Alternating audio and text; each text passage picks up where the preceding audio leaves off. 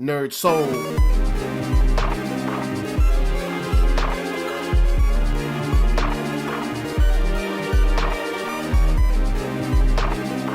Late Ill Kid at OneYoungsta, holding it down, bringing you that StreetGeek and NERDSoul. And what is up, my people? We are here once again. We made it all the way, and we're back at Droppin Jewelz. And this week, we've missed a couple things between thumbnails and on screen and talk shop. Shouts to all those shows, but today we're going to pick up on a couple of stuff that slid through the cracks. And first up, something that you guys have been like tagging me in, messaging me with, is the early reviews coming out for Iron Fist, Marvel and Netflix's new show, following in from Daredevil, Jessica Jones, Luke Cage, and now with your boy Danny Rand as Iron Fist. It's coming out at the end of this month, and hasn't been all good. Now, you know, on this show, we try here at NERDSoul, we try not to bash things. So I'm not going to really talk about just like how good or bad this is. And I have linked probably one of the most scathing reviews by Variety below. And I'll just say that it said that, you know, there's not one element that works, and, you know, it just goes on and on about how bad it is. But what I want to do is bring up a question to you guys. Do you think that this could be a turn for the worst, or just a slight speed bump in the road on a well-oiled machine? Because as we saw, Daredevil, you know, a lot of people liked it. Jessica Jones, most people were still favorable on it. Luke Cage, people lost their minds, me included. Now, Iron Fist, due to, you know, a whole lot of stuff about the white savior and that tired trope, and also a lot of people feeling a certain way about how the lead actor handled himself and kind of like left Twitter, maybe that might be pouring into these reviews, or maybe the show just isn't really connecting with people. But I'm putting it to you guys. Let me know down in the comments, what do you think this might mean for Marvel on Netflix in the future? Do you think that this could harm the Defenders series? Or do you think that this is just a speed bump and, you know, everything will be okay? So anyway, you guys jump down in the comments, holla at me, and I'm gonna holla at you. And we're gonna keep talking about this because I'm not here to bash Iron Fist. There are parts of it, because, I mean, you know, I reviewed the trailer. There's parts of it that I am pretty excited for. But, you know, everything that I'm excited for really has nothing to do with the lead, I'll say that. But the lead could surprise me, you never know. So let's go on and talk about that in the comments, because I'm very interested to see what you guys got to say about that, because it ain't looking good for Iron Fist right now. So anyway, we're going to go on and move on. And next up, one and all, it is time to rejoice. It seems that WB, Turner, and Time Warner have gotten together and decided that they're going to put Boomerang on the web as a streaming service, just like, you know, Netflix or Hulu or anything else. It's only going to be $5 a month. And it's supposed to be launching later this month or early in April. And I'm pretty excited to see what goes on with this, because Boomerang has a ton of content. Like, Warner Brothers has, like, you know, they have like Tom and Jerry stuff. They have Hanna-Barbera, have the Looney Tunes. They got like the Cartoon Network stuff. Warner Brothers has tons of stuff. The DC universe, all of that. So I'm very interested to see what makes it onto the platform, and at a rate of only $5 a month. That's not bad at all. Like, on the real, $5 a month or $40 a year is actually pretty good. Now, the sad thing is, for people that already subscribe to this show to this channel on like DirecTV or, you know, TWC or whatever, Time Warner Cable or whatever that is, or Spectrum now, I guess, they won't be getting any new episodes of like the Looney Tunes and Scooby-Doo. All of that will be going over to the streaming service. And so we'll see how that plays out. And they also did make a comment about having rotating content every week.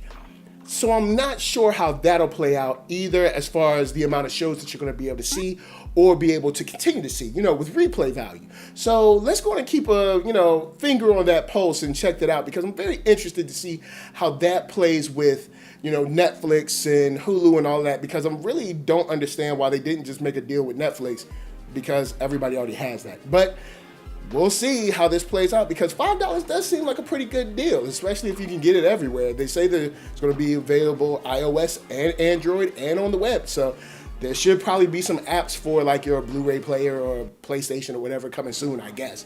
So we'll keep an eye on that and keep it moving with this NERDSoul thing. And y'all, go on and pick up on them old episodes of Tom and Jerry. I'm pretty sure there's still a lot of big laughs in them.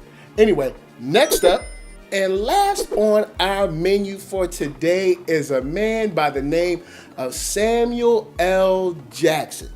He was in an interview this week on Hot 97 where he made a couple of comments about black actors from America and black actors that are from Britain, or UK or British actors, and just talking about how maybe those chances should have been given to American black actors, or how those would have been portrayed differently, speaking specifically about Get Out and Selma. Speaking of the roles of the young boyfriend and the role of Martin Luther King, and how they would have perceived those roles being black men that grew up inside of the system that we're in. And I ain't even gonna get on all that. This is, we hitting the nerd stuff, so that's a whole nother conversation. But saying that, someone who actually lived through that probably would have been able to give something else to the role, which could be debatable, could be understandable why you would say something like that. But then there were a couple of comments about British actors being cheaper, about them not having work where they're from, about not getting paid in the jobs that where they're from, and it seemed a little biting, if you would. And I think John Boyega just said it best with, like, this is something that we really don't have time for. Do I think it's an important conversation? Yes, and I'm interested to see if you guys think it's an important conversation. Let me know down in the comments, because I think it is, but I also think it's a locker room conversation. Like, this isn't something that we come out in the streets with.